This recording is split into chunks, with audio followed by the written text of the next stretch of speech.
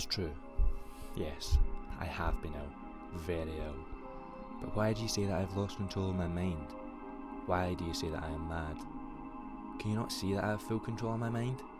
Is it not clear that I am not mad? Indeed, the illness only made my mind, my feelings, my senses stronger, more powerful. My sense of hearing especially became more powerful. I could hear sounds I had never heard before.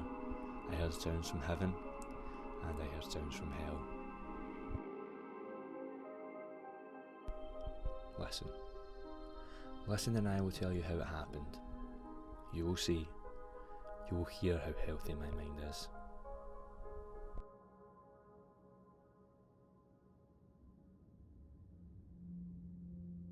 It is impossible to say how the idea first entered my head. There was no reason for what I did. I did not hate the man. I even loved him. He had never hurt me. I did not want his money. I think it was his eye.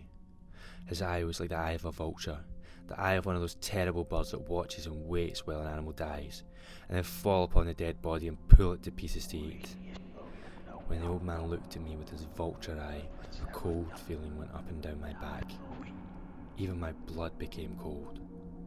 And so, I finally decided I had to kill the man and close that eye forever. So you think that I am mad? A madman cannot plan, but you should have seen me. During all of that week I was friendly to the old man as I could have been, and warm and loving. Every night about 12 o'clock I slowly opened his door, and when the door was open wide enough I put my hand in, and then my head. In my hand I held a little metal torch, off so that no light showed my position. Then I carefully illuminated the light and directed it so that a single, small, thin light fell upon that eye.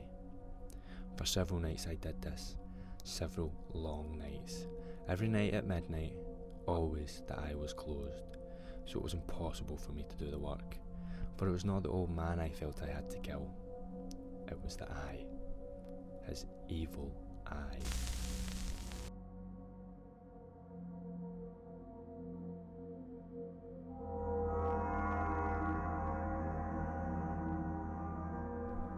And every morning I went to his room, and with a warm, friendly voice I asked him how he'd slept. He could not guess that every night, just at 12, I looked at him as he slept.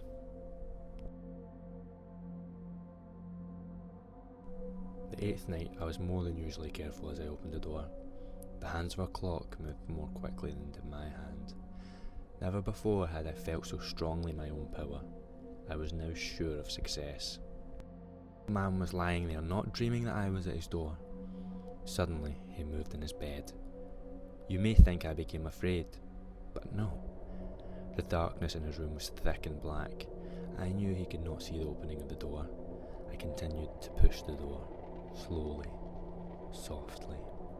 I put in my head, I put in my hand, with the covered light. Suddenly the old man sat straight up in bed and cried, "Who's there?"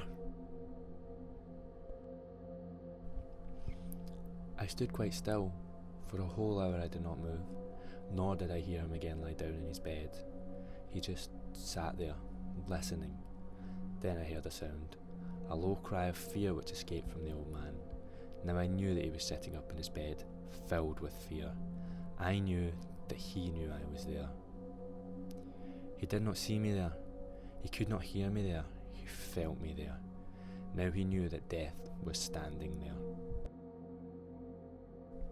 Slowly, I lit the torch, until a small light shone upon the eye. It was open, wide, wide open, and my anger increased as it looked straight at me. I could not see the old man's face, only that eye, that hard blue eye, and the blood in my body became thick like ice. Have I not told you that my hearing had become unusually strong? Now I could hear a quick, low, soft sound, like the sound of a clock heard through a wall. It was the beating of the man's heart. I tried to stand quietly, but the sound grew louder. The old man's fear must have been grey indeed. And And as the sound grew louder, my anger became greater and more painful. But it was more than anger. In the quiet night, in the dark silence of the bedroom, my anger became fear. For the heart was beating so loudly that I was sure someone must hear. The time had come. I rushed into the room, crying, "Die! Die!" The old man gave a loud cry of fear as I fell upon him and held the bed covers tightly over his head. Still, his heart was beating, but I smiled as I felt that success was near. For many minutes, that heart continued to beat. But at last, the beating stopped. The old man was dead. I took away the bed covers and held my ear over his heart. There was no sound. He, yes, was dead. Dead as a stone. His eyes would trouble me no more. So I am mad, you say? You should have seen how careful I was to put the body where no one could find it. First, I cut off the head, then the arms and the legs. I was careful not to let a single drop of blood fall on the floor.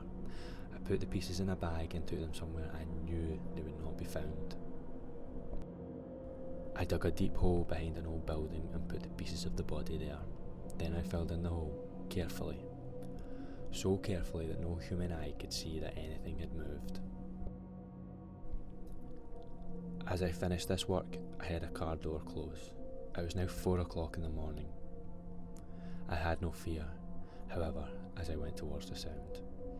2 men were approaching, 2 officers of the police. One of the neighbours had heard some noise and had called the police. I asked the policeman if I could help. The noise was in fact me. I had been exploring for a project that I was involved in filming. I took them through the whole building, telling them to search it all, to search it well. I led them finally to the area where the old man was buried. As if playing a game with them, I asked them to stay for a while.